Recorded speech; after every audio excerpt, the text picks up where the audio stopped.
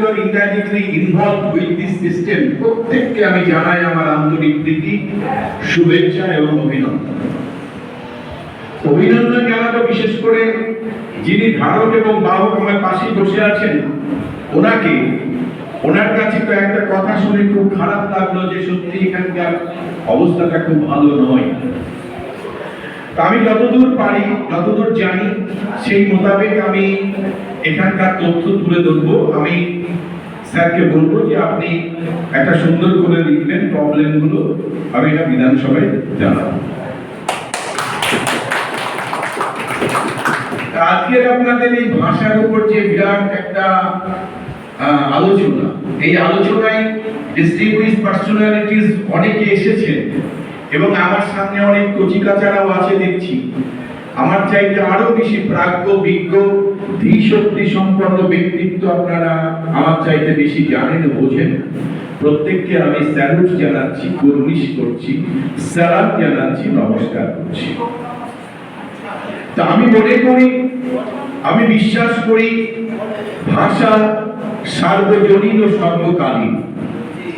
তবুও ভৌগোলিক তারতম্য অনুসারে সাজাত্যবোধের পরিচয় দিতে গিয়ে আমরা বিশেষত বাঙালিরা যে ভাষায় কথা বলি, যে ভাষা আমাদের অন্য জলের মতন রয়েছে, যে ভাষায় আমরা প্রথম অক্ষর লিখেছি, যে ভাষায় আমরা মা বলে ডাকতে শিখেছি, সেই ভাষাটা আস্তে আস্তে হয়তো বিলুপ্ত পথে চলে যাচ্ছে।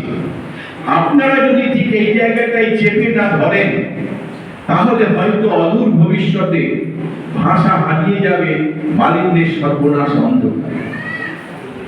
What is the cause in behind of this case? এর কারণটা খুঁজে আপনারা কেউ পাবেন না, আমিও পাইনি, কিন্তু আমি উপলব্ধি করছি যে সত্যি হারিয়ে যাচ্ছে। তাই আপনাদেরকেও বলবো, আপনাদেরও উপলব্ধি হোক স্বপ্নের আলো, অগ্রগতি হোক সামাজিক চিন্তাধারা, বিবেক হোক জাগ্রত, আর মানবিক মূল্যবোধ হোক সুস্থ গণতান্ত্রিক শিক্ষার উপযুক্ত। এটা যদি আপনারা করতে পারেন তাহলে এইগুলো কিন্তু ঠিক থাকবে বলে আমার মনে হয়। আজকে চারিদিকে তাকান, চারিদিকে বিষ নিঃশ্বাস ছড়িয়ে ছিটিয়ে আছে গ্রাম থেকে গ্রামান্তর, শহর থেকে শহরান্তরের মানুষের মধ্যে। হিংসা, দেশ, পরশ্রীকাতরতা আজ মানবতাকে হত্যা করতে উদ্যত। আরেকটু গভীরভাবে তাকান তাহলে দেখতে পাবেন উল্লুক আর ভুল্লুকে মুল্লুক ছেয়ে ফেলেছে। মানুষ কিছু বাড়েনি ভাই, জনসংখ্যা বেড়েছে। এবারে তাকান তামাম ভারতবর্ষের রাষ্ট্রীয় পরিকাঠামোর দিকে, তাহলেও আপনারা দেখতে পাবেন দুর্নীতি ছুঁয়েছে আকাশ, দম্ভ ছুঁয়েছে তার শেষ সীমারেখা। অযোগ্যতা নিয়েছে সমস্ত অফিস কর্মচারীর দখল, আর সরকারি অপদার্থতা ঘুণ পোকার মতন কুড়ে করে খাচ্ছে তামাম ভারতবর্ষের রাষ্ট্রীয় পরিকাঠামো। এই জায়গাটাই না আমার আবেদন, আমার আহ্বান, অনুভূতি হোক স্বপ্নের আলো, অগ্রগতি হোক সামাজিক চিন্তাধারা, বিবেক হোক জাগ্রত, আর মানবিক মূল্যবোধ হোক সুস্থ গণতান্ত্রিক শিক্ষার আদর্শ। আমি তো তাই তো দেখছি সেই মানবিক মূল্যবোধ আপনাদের মধ্যে রয়েছে বলেই এইরকম একটা জিনিসগুলোকে নিয়ে আপনারা আমাদের সামনে তুলে ধরেছেন এবং এটা সত্যি সত্যি প্রশংসনীয়। তাই আপনাদেরকে বলবো এটা নিয়ে আপনারা চর্চাটা করুন এবং এই চর্চার ফাঁকে ফাঁকে যদি কোনো সময় মনে পড়ে আমাদেরকে ডাকুন, আমাদের সাধ্যমতো আমরা চেষ্টা করব। আমি ওনার সাথে কথা বললাম, উনি যদি আমাকে একটা লিখিত দেন আমি আমার মতন চেষ্টা করব। পরিশেষে বলবো যে আজকে কি হচ্ছে, আমাদের ভাষা, আমরা বাংলা ভাষায় কথা বলতে পারবো, বাংলা ভাষায় কথা বলতে গেলে আমাদেরকে আটকে রাখছে। এর কারণটা কি? আমি তো আবার প্রথমেই বললাম ভাষা সার্বজনীন এবং সর্বকালীন। সুতরাং সেই ভাষাটাকে যদি কেউ কুক্ষিগত রাখবার চেষ্টা করে সেটাকে কোনো মতে মেনে নেওয়া যায় না। তাই আমি বলবো আমাদের বাংলা ভাষা ছিল, আমাদের বাংলা ভাষা আছে এবং থাকবে। আমি বলবো আপনাদেরকে ধীরে ধীরে পেছনে চলেছে 33 কোটি আধারের যাত্রী। তারা যতবারই আলো জ্বালাতে চায় ততবারই নিভে যায়। তাদের আত্মকণ্ঠে অসহায়ের ক্রন্দন বোধন না হতে মঙ্গল ঘট ভেঙেছে, শুধু ক্রন্দন, শুধু হাহুতাশ, শক্তি নাই, সাহস নাই। কোথায় আঘাতের দেবতা? আঘাত করো, আঘাত করো তাদের যারা চোখের সামনে মায়ের অপমান দেখে শুধু ক্রন্দন করে, প্রতিকারের পন্থা উন্মত্ত উল্লাসে ক্ষিপ্ত হয়ে ওঠে না, অপমানিত হয়ে তাদের চোখে অগ্নিস্ফুলিঙ্গ নির্গত না হয়ে অশ্রুজল নির্গত হয়। তাদের আঘাত করো হে আঘাতের দেবতা, মারো তাদের বুকে মুখে পিঠে, মারো তাদের, জাগাও তাদের আত্মসম্মান, পৌরুষ তাদের হুঙ্কার দিয়ে অত্যাচারীর বুকে। একই বেদনা, একই ক্রন্দন, প্রকৃতির আর্তনাদে মজলুমের ফরিয়াদে, আকাশের সারা গায়ে আজ জ্বালা, বাতাসের নিঃশ্বাসে নিঃশ্বাসে ব্যথা। মাতা বসুমতির বুক চিরে নির্গত হচ্ছে অগ্নিস্রাব আর ভস্মস্তূপ।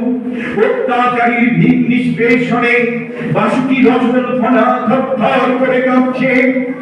এই ভূমিকম্পের কম্পিতা ধরনকে অভয় করবালি দিয়ে কে নিয়ে আসবে একটা সুন্দর সুযোগ জায়গায়? তার জন্য আপনাদের যে প্রক্রিয়া আমি দেখলাম, সত্যি আমি অভিভূত। তাই আমরা বলবো, আমি বলবো যে সত্যি এরকম অনুষ্ঠান আপনারা আরো করুন। মনে রাখবেন সকলেরই ভাষা আছে। আমি বলি, this was the age in which the aristocracy exercised its noviceness to the fullest. Shallow pretension, excessive dress, fashionable clubs, and gentle leisure interests were all the order of the day. This was also a time when industrial automation took over English economy. There were two types of people. One is have, other is have not. This society was criticized by Didier novelists, Didier dramatists, Didier critics, but they do not give us any revolutionary formulation. এই ফর্মুলেশনের জন্য আমি শিক্ষক শিক্ষিকা যারা আছে তাদেরকে বলবো, ছোট্ট ছোট্ট ছেলে মেয়েদেরকে দিকে তাকিয়ে বলবো, ফ্লাওয়ার ব্লুমস, ফুল ফোটে, বার্ড সিংস এ সং, পাখি গান গায়, রিভার ফ্লোস, নদী বয়ে চলে। Why do they do this? কেন তারা এগুলো করে? Have they no aim? তাদের কি কোনো লক্ষ্য নেই? Yes, all of them have aim in their own lives. প্রত্যেকের একটি করে লক্ষ্য আছে। Flower blooms for picking up strength all over the world. Bird sings a song for their happiness. The river carries water from the mountain to the countries and make the earth suitable for cultivation. In this world, everything indicates something. I am a man, I have a name. You are a student, you have a name. You are a teacher, you have a name. প্রত্যেকের একটা লক্ষ্য আছে। সেই লক্ষ্যটাকে স্বীয় কীর্তি ধ্বজা ধরে নিজেকে বরণীয় করতে হবে। আর ওই যে মানুষটা, ওই মানুষটা ওখানে দাঁড়িয়ে আছেন রবীন্দ্রনাথ। রবীন্দ্রনাথ কবি, জুলফিকার আলী ভুট্টো শুধু রাজনীতিবিদ, রামমোহন রায় শুধু সমাজ সংস্কারক, মাদার তেরেসা শুধু আত্মের ও দুস্থের সেবায় আত্মনিয়োগকারী জননী। কিন্তু আমাদের বলতে বাধ্য হচ্ছি, জনগণ গণ অধিনায়িকা নেত্রী পরিবর্তনের Hrithik Mamata Bandyopadhyay was, is and always will be the torch in the heart of the people who are directly or indirectly involved with the politics.